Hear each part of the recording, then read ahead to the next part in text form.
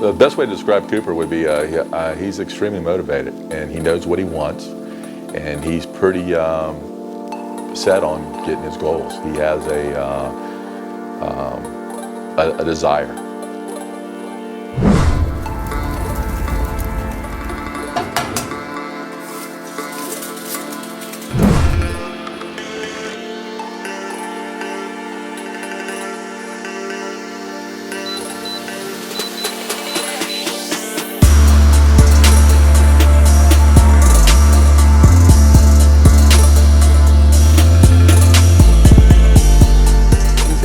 To do this, and he's going to do it no matter what, and no matter what I say, no matter what someone says, words don't ever seem to bother him.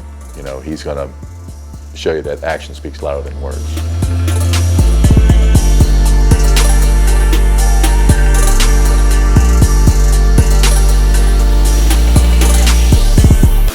As an amateur, Cooper Webb did speak loudly, just not as loud as some of his peers. He rode the controversial Honda CRF 150 four-stroke, one of the first factory amateurs to do so, and picked up support from fellow North Carolinians at Joe Gibbs Racing. But even with high-profile backers like that, he was very much in the shadow of phenom Adam Cincerulo of Team Green Kawasaki. Then came a move to Star Racing Yamaha. The Yamaha brand and the Star Racing team did not have the amateur history of some of the other competitors, so it was almost a surprise to see one of the high-profile amateurs choose Yamaha for his path to the pros. Webb wasted little time adapting to the YZ250F. He was very fast in the B-class en route to championships nationwide. But instead of finishing his final year as an expert rider and dominating the ranks, he chose instead to leave the amateurs early and make his professional debut at Hangtown.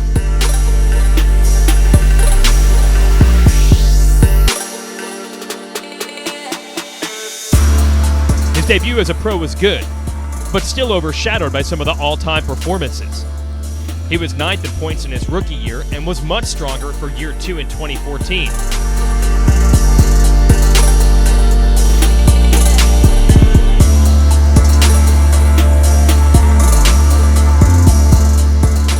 Going the long way. What's going to happen? Squares it up.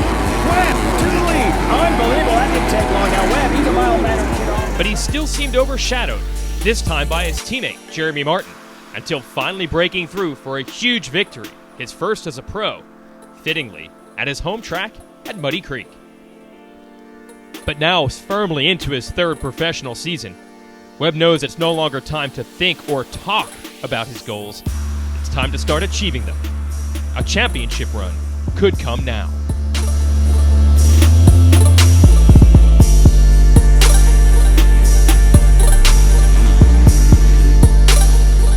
At the age I started, you never know. I felt like I always just did it for fun, really until I got on 85s. That's when I said, all right, well, let's try to be pro. And then obviously during big bikes and stuff like that, I always did really well. And then when I turned pro, I did really good off the bat and stuff like that. And then, you think like, all right, well, let's try to, do good in the 250 class or something like that. But I guess for me, I always felt like, I was kind of meant to do this. I felt like I'm a really talented rider and stuff like that. And, this year I think just finally figured everything out. It's not easy by any means. I mean, for me, it's never been the riding or racing or anything like that. It's really just the mental side of things. When you're 16 years old, I went to school until my junior year. So I was just a normal kid in my hometown that happened to ride a dirt bike, and nobody even knew. They were like, I had so many people text me last night and be like, man, we saw you at some restaurant that we were eating at and you were winning, and man, I always thought you were just like, did it for fun, and like, we see you on Instagram, but we don't really know. So it was pretty cool, when you got guys like that don't even know what a dirt bike is, that I went to school with, texting you, and it becomes real at that point. And I mean, I think even the outdoors was when it became real for me. Because there's obviously, everybody's term of making it is a lot different, Yeah, I made it to the pros.